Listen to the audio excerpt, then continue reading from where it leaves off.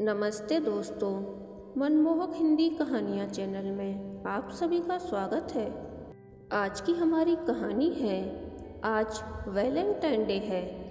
आपको हमारी कहानी पसंद आती है तो वीडियो को लाइक और चैनल को सब्सक्राइब जरूर कीजिएगा। आज ऑफिस में इतना सन्नाटा क्यों है भाई? कोई मर गया क्या? मैंने चिढ़ते हुए अपने प्रोजेक्ट पार्टनर राजीव से पूछा। किसी के मरे पर ऑफिस ऐसे सजेगा क्या? बावले पने की बात करते हो, जरा चारों ओर नजरें घुमाकर देखो, पता चल जाएगा सन्नाटा क्यों है। क्यों देखूं?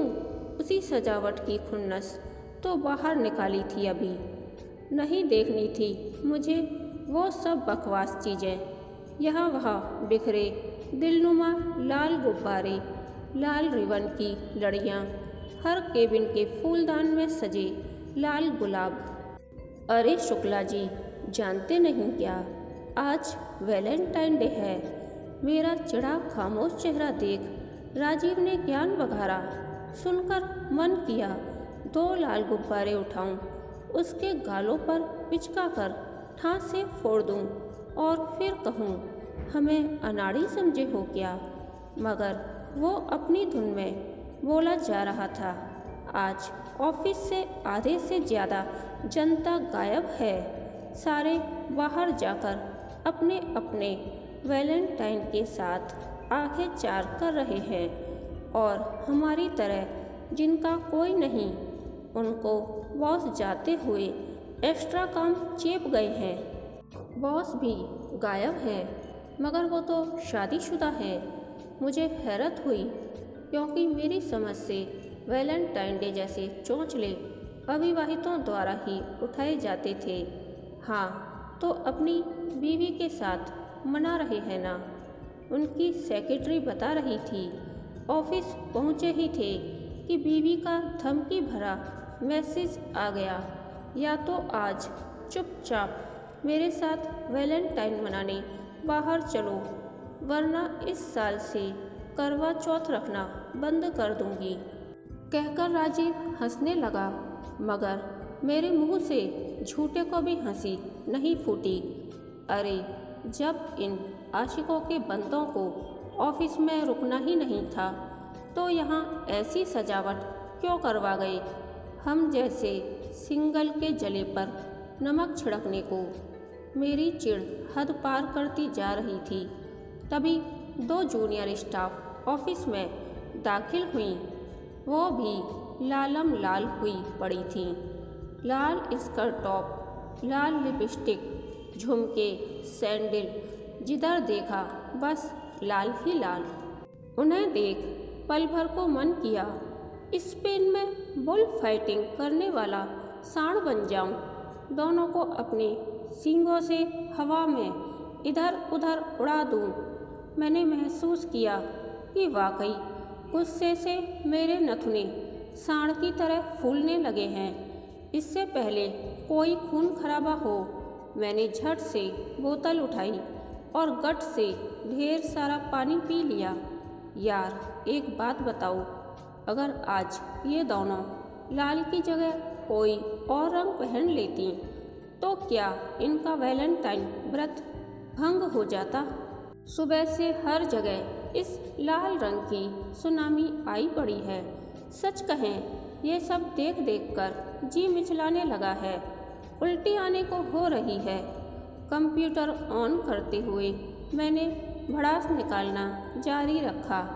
भाईजान, तबीयत लालपन से नहीं बल्कि अकेलेपन से खराब हो रही है आपकी। अगर आज कोई खूबसूरत वैलेंटाइनिया साथ होती तो आप भी लाल रंग में रंगे हुए लवबर्ड बने कहीं उड़े फिर रहे होते। उसकी बात पर मैं तिल मिला कर रह गया। वैसे एक बात तो तय है, दूसरों की दुखती रखो और दुखाने में जो आनंद आता है वो शायद दुनिया की किसी प्राप्ति में नहीं है। राजीव का खिला चेहरा इसी बात की गवाही दे रहा था। कड़वी थी मगर बात सही थी। यही तो कारण था मेरे गुस्से का, मेरी चिढ़ का। कि इस वैलेंटाइन पर भी पिछले तमाम वैलेंटाइन डे की तरह मेरा स्टेटस सिंगल का सिंगल ही था।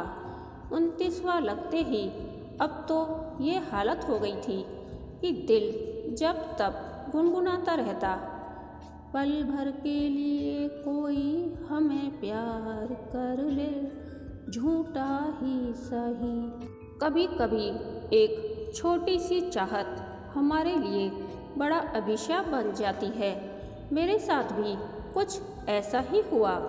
वैसे मैंने चाहा भी क्या था खुदा से, उसकी कायनात तो नहीं मांग ली थी, बस इतना ही चाहा था कि अपनी जीवन संगनी का हाथ घर वालों द्वारा थोपी गई अरेंज मैरिज से नहीं बल्कि लव मैरिज कर अपनी पसंद से थामूंगा। चाहता था एक बार मैं भी किसी से प्यार भरे रिश्ते में बंधूं, रोमांस के समंदर में डूबूं, तरूं और एक दिन उसके साथ प्रेम की लहरों पर सवार हो पार लग जाऊं। कोई गलत इरादा नहीं था मेरा, बस थोड़े समय के लिए ही सही कुछ खास महसूस करना चाहता था। किसी फिल्मी रोमांटिक हीरो जैसा चाहता था कोई हो जिसे मेरा साथ होना सुकून से भर दे और मुझसे दूरी बेचैनी से। और ऐसा नहीं कि मैंने कोशिशें नहीं की, बहुत कोशिशें की, मगर कहते हैं ना, समय से पहले और किस्मत से ज़्यादा कभी कुछ नहीं मिलता। शायद इसीलिए मुझे भी नहीं मिला था। दिन खिसकते सरकते शाम के पहलू में सिमटने लगा। औरों के लिए बेहद रूमानी, मगर मेरे लिए कितना उदास, कितना शाह था वैलेंटाइन डे की ढलती शाम का मंजर। मैं ऑफिस की बिल्डिंग के टॉप फ्लोर पर बने कैफ़े से अपनी कॉफ़ी का मग उठाकर बाहर रेलिंग पर जा खड़ा हुआ। 20वीं मंजिल की ऊंचाई से नीचे चलने वाले लोग कितने अदना लग रहे थे, जैसे उनका कोई अस्तित्व ही ना हो और भगवान तो शायद बहुत दूर आसमान में रहता है ना, तो क्या उसे मेरा दर्द दिखाई देता होगा, या उसके लिए मेरा भी कोई अस्तित्व नहीं है। मेरा बुझा बुझा सा दिल ना जाने क्या क्या सोचकर खाक हुआ जा रहा था। तभी आसपास बहती भीनी भीनी लेडीज़ परफ्यूम की महक ने मेरा ध्यान खींचा। एक लड़की मुझसे थोड़ा दूर रेलिंग पर आ खड़ी हुई थी। आसमानी रंग का चूड़ीदार पहने, एक हाथ में चाय का कप थामे और दूसरे हाथ से हवा में अटखेलियाँ करते नीले सफ़ेद लहरिया दुपट्टे को संभालने की कोशिश करते हुए वो बेहद हसीन लग रही थी। मैं उसे कुछ पल यूं ही निहारता रहा।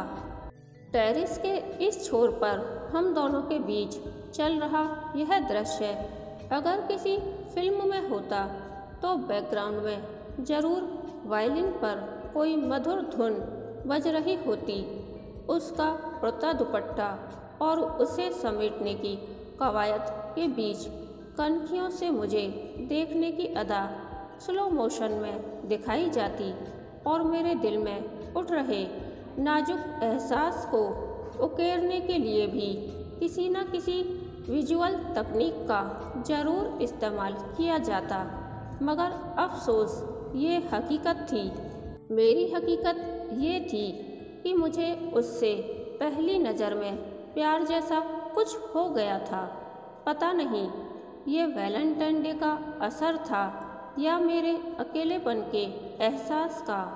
उसे देख मेरे सूने बदरंग दिल पर कुछ रंगीन लहरें आकार लेने लगी थीं, ठीक उसके लहरिया दुपट्टे की तरह। आखिरकार उसने बड़े जतन से हवा में उड़ते दुपट्टे को अपनी बाहों में लपेट लिया, मगर बाल अभी भी कभी माथे से, कभी हवा से, तो कभी झुमकों से जैसे पकड़म पकड़ाई का खेल खेल रहे थे।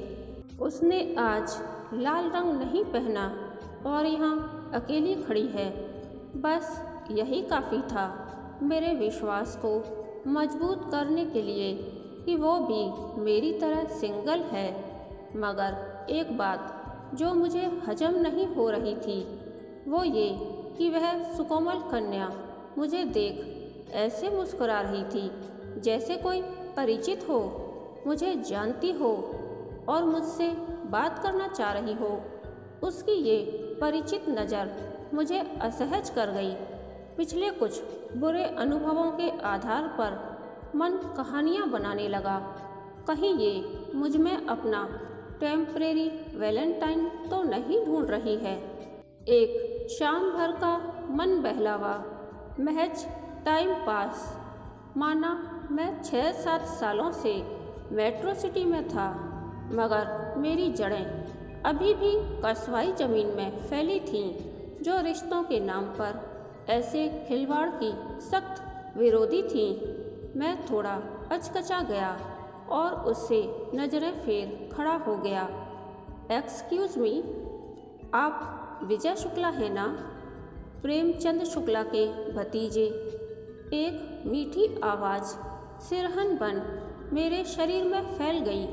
ये तो वाकई परिचित निकली, यानी वो नज़र बुरी नहीं थी। मैं पलटा और खुद को मुश्किल संभालते हुए बोला, जी आप जानती हैं मुझे? जी सीधे तौर पर तो नहीं, मगर आपके कानपुर वाले चाचा जी हैं ना, प्रेमचंद शुक्ला? वो मेरे अंकल हैं, मेरे पापा के बहुत अच्छे दोस्त। पिछली बार जब वो घर आए थे तो मैंने उन्हें बताया था कि मेरी नोएडा में जॉब लगी है। तब उन्होंने आपका फ़ोटो दिखाकर आपके बारे में बताया था कि आप भी नोएडा में जॉब करते हैं। उसने सहजता से मुस्कुराते हुए कहा, मगर मेरा दिल इतनी ज़ोर से धड़क रहा था जैसे अभी बाहर निकल गिर पड़ेगा। आप? आगे के शब्द मेरे हलक में ही अटके रह गए। मैं रमा, इसी बिल्डिंग में 3rd फ्लोर पर जो कंपनी है, मैं वहाँ HR मैनेजर हूँ। पिछले महीने ही ज्वाइनिंग हुई है। रमा, मैंने भीतर ही भीतर इस नाम को मंत्र की तरह दोहराया। आपने एक बार फ़ोटो देखकर पहचान लिया मुझे? जी, दरअसल मैंने आपको पहले भी यहाँ कई बार देखा है, कभी लिफ्ट में, कभी कैंटीन में। बस बात आज हो पाई है। वो जैसे कुछ पूछते हुए रुक गई, फिर थोड़ा संभल कर बोली, आपने मुझे पहले कभी नहीं देखा? कभी मेरा कोई फ़ोटो या मेरे बारे में कोई जिक्र हुआ हो? मैं दिमाग पर जोर डालने लगा। इसकी फ़ोटो भला मैं क्यों देखने लगा?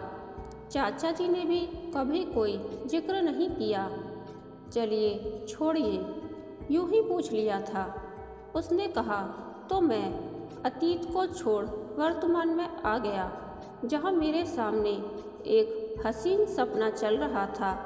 उसके बाद हमने इधर उधर की ढेर सारी बातें की, कुछ उसके कानपुर की, कुछ मेरे कस्बे कुम्हेर की और कुछ इस नोएडा नगरी की। पहली मुलाकात में ही हम अच्छे खासे बेतकल्लुफ़ हो चुके थे। मुझे यकीन हो चला था उससे ये मेरी पहली मुलाकात नहीं है। कभी किसी जन्म में कुछ तो रहा होगा हमारे बीच, वरना कोई पहली मुलाकात में इतना खास, इतना अपना कैसे लग सकता है? उसके साथ गुजरता एक एक लम्हा मेरे दिल पर अपनी तहें जमा रहा था। काफ़ी देर साथ बैठे, एक दूसरे से फ़ोन नंबर एक्सचेंज कर और फिर मिलने का वादा कर हमने अपनी अपनी राह ले ली। मैं रोज़ की तरह ऑफिस से घर आ गया था, मगर अकेले नहीं। वो एक मीठा ख्वाब बन मेरे साथ चली आई थी। अगली शाम हम दोनों एक बार फिर कैफ़े में एक दूसरे के साथ बैठे थे और फिर तो ये रोज का सिलसिला हो गया था। ऑफिस के बाद घर की राह पकड़ने से पहले ढलती शामों के कुछ हिस्सों को साथ साथ जीना, चाय की घूंट के संग आहिस्ता आहिस्ता पीना। चंद मुलाकातों में बहुत कुछ जान गया था मैं उसके बारे में। जैसे उसका मन शीशे सा पारदर्शी है, कोई बनावट नहीं, न बातों में, न भावों में, न व्यवहार में। बिल्कुल एक निर्मल नदी सी बहती वो, और उतनी ही पाक उसकी आँखें जिनमें मैं डूबता जा रहा था। आज जब मैं सोच ही रहा था कि उससे अपने दिल की बात कह दूं, तभी उसके एक सवाल ने मुझे घेर लिया। इफ़ यू डोंट माइंड, एक बात पूछूं? कहिए। आपको अरेंज मैरिज से क्या प्रॉब्लम है? मैं चुप रहा तो उसने आगे कहा, दरअसल आपके चाचा जी ने बताया था कि आपके लिए रिश्ता खोजने में आपके घर वालों ने कैसे जी जान लगा दी, मगर आप तैयार ही नहीं हुए। हाँ, वो तो है। ज़रा आप ही बताइए, आजकल कौन अरेंज मैरिज करता है? अब वो ज़माना नहीं रहा कि जिसके साथ माता पिता ने बांध दिया, बस पूरी उम्र के लिए बंध गए। मैं उसकी आंखों में लव मैरिज का समर्थन तलाशने लगा। हाँ, मैं मानती हूँ वो ज़माना नहीं रहा, मगर आजकल पेरेंट्स भी ज़ोर ज़बरदस्ती कहाँ करते हैं। उस सिस्टम में भी पहले लड़का लड़की मिलते हैं, एक दूसरे को जानते समझते हैं, तभी कोई फैसला लेते हैं ना। तो फिर इसमें बुरा क्या है? बात तो सही थी, मगर मैं अपने इतने सालों के अटल विश्वास को कैसे बिखरने देता, इसलिए अपना पक्ष रखना जारी रखा। लव मैरिज में रोमांस होता है, अरेंज मैरिज में नहीं। और वैसे भी कहते हैं ना, प्रेमियों के जोड़े भगवान बनाता है। सुनकर रमा हंस पड़ी। बड़ी अजीब बात है, आप उस भगवान पर विश्वास कर सकते हैं जिसे आपने कभी नहीं देखा, मगर अपने पेरेंट्स पर विश्वास नहीं कर सकते जिन्होंने आपको जन्म दिया, पाला पोसा, बड़ा किया। इस बार मेरे पास कोई तर्क, कोई पक्ष नहीं बचा था। मेरी नज़रें झुक गईं और मन में विश्वास जम गया कि अगर इस लड़की को जीवन साथी बनाना है तो चाचा जी के माध्यम से अरेंज मैरिज के रास्ते ही जाना पड़ेगा। लगता है आप तो अरेंज मैरिज ही करेंगी। मैंने सवाल की दिशा मोड़ी। ऐसा कुछ ठान नहीं रखा है। किसी से प्रेम होता तो लव मैरिज भी कर लेती, मगर नहीं हुआ तो अरेंज मैरिज से भी परहेज नहीं है। वैसे बात चल रही है एक जगह, इसलिए इस वीकेंड घर जा रही हूँ। देखते हैं क्या होता है। उसने लजाते मुस्कुराते जैसे ही यह सूचना दी, मेरे ऊपर कयामत टूट पड़ी। जिस लड़की का डीपी देख देख कर आजकल रातें गुजर रही थीं, वो किसी और की हो सकती है। इस पीड़ा से मेरा कलेजा जल उठा।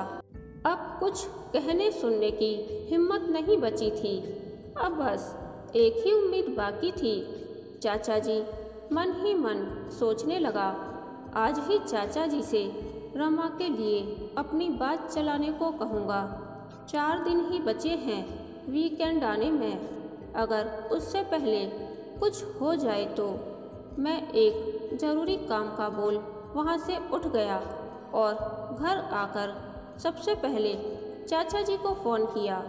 मैंने उनको बिना लौक लपेट के सारी बात बता दी और साथ ही ये भी कह दिया, मेरी ज़िंदगी की नैया अब उनके हवाले है।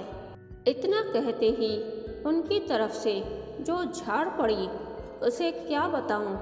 आज मजनू बने बड़ी बड़ी बातें कर रहे हो, और जब इसी लड़की का फ़ोटो और बायोडाटा भिजवाया था तब क्या हुआ था? तब तो नज़र भर देखना गवारा नहीं था तुम्हें। क्या? रमा की फ़ोटो और बायोडेटा? ये बात सुन मेरे ऊपर जैसे बिजलियां गिर पड़ीं। ऐसा पाप, ऐसा गुनाह मुझसे कब हो गया? और इसके लिए मैं किसी और को दोषी भी तो नहीं ठहरा सकता था। कितनी बार मैं घर वालों के जुटाई फ़ोटो बायोडेटा को मनगढ़ंत बातें बनाकर बिना देखे ही मना कर दिया करता था। गुनाह तो मुझसे हुआ है, मगर क्या इसकी कोई माफ़ी, कोई प्रायश्चित नहीं है? मैं अपनी ईगो ताक पर रख मिन्नतों पर उतर आया। तब जाकर चाचा जी का सुर थोड़ा नरम हुआ।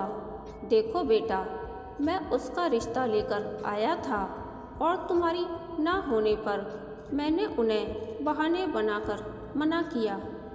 और अब जहाँ उसकी बात चल रही है ना, वो भी मेरा ही सुझाया हुआ रिश्ता है।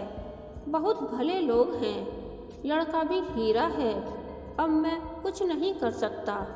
हाँ, बस इतना कर सकता हूँ कि कोई और अदद लड़की नज़र में आए तो तुम्हारी बात वहाँ चला दूँ, वो भी तब जब तुम्हारे दिमाग ठिकाने हों। चाचा जी ने मेरे मन का बोझ बढ़ाकर फ़ोन रख दिया। कभी सुना था, प्रेम सुख का रूप धरे दुख का नाम है। आज इसे महसूस भी कर लिया था। मेरी रातों की नींद, दिन का चैन इस एक तरफा इश्क की बलि चढ़ चुके थे। अब इतना तय था कि जो करना था मुझे ही करना था। मैंने निश्चय किया, चाचा जी चाहे जो सोचें और रमा कुछ भी कहे, मैं एक कोशिश तो ज़रूर करूँगा। 4 दिन बाद मैं पगलाया सा रमा के घर के बाहर खड़ा हुआ, डोरबेल बजाने की हिम्मत जुटा रहा था। तभी ऊपर बालकनी से रमा ने मुझे देख लिया। वो भागकर बाहर आई और मुझे अपने घर की एक तरफ धकेल दिया। शायद वो मुझे अपने घर वालों की नज़रों से बचाना चाहती थी। मैंने उसे नहीं बताया कि मैं डोरबेल बजा चुका हूँ। यहाँ क्या कर रहे हो? मेरा पीछा? उसकी घबराई आंखों में ढेरों सवाल थे। नहीं, तुमसे नहीं, तुम्हारे पापा से मिलने आया हूँ, मैंने सहजता से जवाब दिया। क्यों? तुम्हारा हाथ मांगने? यही तरीका पसंद है ना तुम्हें, अरेंज मैरिज वाला? मैंने उसकी आंखों में आंखें डालकर कहा। वो कुछ देर के लिए सन्न खड़ी रह गई। तुम जानते हो ना, कल कोई मुझसे मिलने आ रहा है। जानता हूँ, इसीलिए तो मैं आज पहले आ गया। मगर तुम ये नहीं जानते, मैं भी उसको पसंद करती हूँ और उसी से शादी करने का इरादा किया है। क्या? रमा ने जैसे मेरे दिल पर खंजर भोंक दिया था। मैं इस वार से संभल भी ना पाया था कि किसी ने भीतर से दरवाज़ा खोला। उसके पापा थे। मुझे रमा के साथ खड़ा देख थोड़ा अचकचा गए। तुम? शायद मुझे पहचानने की कोशिश कर रहे थे। पापा, ये शुक्ला अंकल जी के भतीजे, नोएडा वाले, रमा ने हिचकते हुए कहा तो उसके पापा के माथे पर सलवटें पड़ गईं। ओह हाँ, मगर तुम तो कल आने वाले थे, परिवार से कोई नहीं आया? कहते हुए वे मेरे अगल बगल झांकने लगे। मैं चकरा सा गया। कल? मैं? कैसे?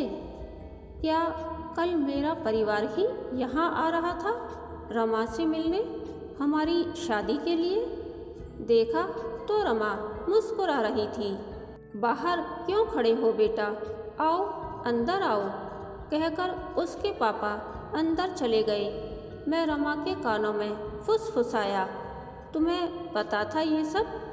हाँ पता था, मगर तुम्हें लव मैरिज वाला रोमांस चाहिए था ना, बस थोड़ा सा वही झटका देने की कोशिश की थी ताकि आगे चलकर दिल में कोई मलाल ना रहे, और अगर मैं ना आता तो मैं आ जाती। रमा ने शरारत से हंसकर मेरी बाह थाम ली। बहुत हो गया रोमांस, अब सीधा शादी, कहते हुए मैंने अपने कान पकड़ लिए। शादी की डेट अभी फिक्स नहीं हुई, मगर इतना ज़रूर फिक्स है कि अगले वैलेंटाइन डे पर मैं अकेला नहीं रहूँगा। मैं भी लाल शर्ट पहन हाथों में लाल गुलाब लिए इतराऊँगा अपनी वैलेंटनिया के साथ।